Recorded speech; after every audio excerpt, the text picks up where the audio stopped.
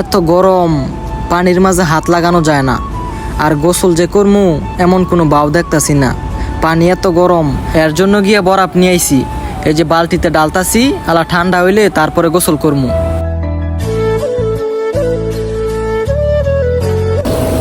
আসসালামু আলাইকুম এভরিওয়ান, আশা করি সবাই ভালো আছেন। আলহামদুলিল্লাহ, আপনাদের দোয়ায় আমিও ভালো আছি।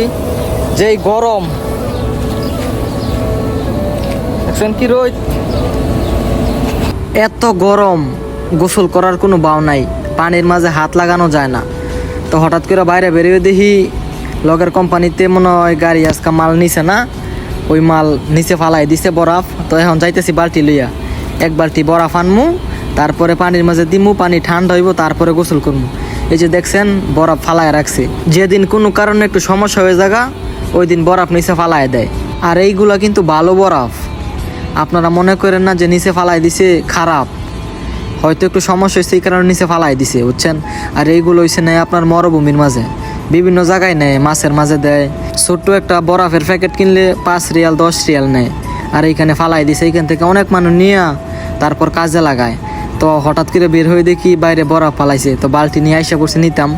এইগুলো নিয়ে হয়েছে আপনার বালতির মাঝে দিমু, তারপর পানি বুড়ামু, তারপর গোসল করমু। ইদানিং প্রচুর গরম। আর সবার কাছে রিকোয়েস্ট, যদি আমার এই ভিডিওটা ফেসবুক পেজ থেকে দেখে থাকেন তো একটা ফলো দিয়ে ভিডিওটা শেয়ার করে দিবেন। আর যদি ইউটিউব থেকে দেখে থাকেন তাহলে সাবস্ক্রাইব করে পাশে থাকা বেল বাটনটি অন করে দিবেন, যাতে পরবর্তী ভিডিও আপনি পেতে পারেন। দেখছেন বেদম ভরতাছি আমি 8টা দা ফুইরা, একদম ফ্রেশ। আর এইগুলো কিন্তু খাওয়ার কাজেও লাগায়, ফ্রিজে নিয়ে রাখে, তারপরে আপনার নিয়ে অনেকটা খায়।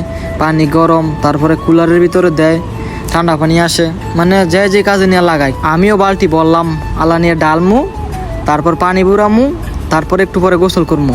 এখন কিন্তু প্রায় 6টা বাজে। আপনারা ভাইবেন না পুরা দুপুর না, বুঝছেন। সৌদি আরবে এরকম হয়ে থাকে সবসময়। ভোর 5টার সময় উঠি, ওই সময়টা দিয়ে সূর্য সন্ধ্যা 6:30 পর্যন্ত থাকে। সকালে যেমন দুপুর এমন, করে শেষ বিকালে এমন নই। পানির মাঝে হাত লাগান যায় না, এত গরম পানি। সকালে বুড়াইলে সন্ধ্যার সময় গোসল করার পাও না, এত গরম পানি। আর আজ থেকে এই টেকনিক ওই কাজে লাগাইতে হইব। প্রতিদিন বাইরে বাড়িয়ে দেখমু, যদি বাইরে বরফ ফালায় তাহলে নিয়ে বালতি ডালমু আর গোসল করমু। এই যে নিয়ে আসলাম, আলা বালতির মাঝে ডালমু, তারপর পানি বুড়ামু, তারপর গোসল করমু। এক বালতি বুড়াই রাখছি, আপনার কালকা রাইতে বুড়াইছি। আর আজকে সারাদিন গিয়া এখন বাজে 5:30 6টা, একটু পরে গোসল করমু।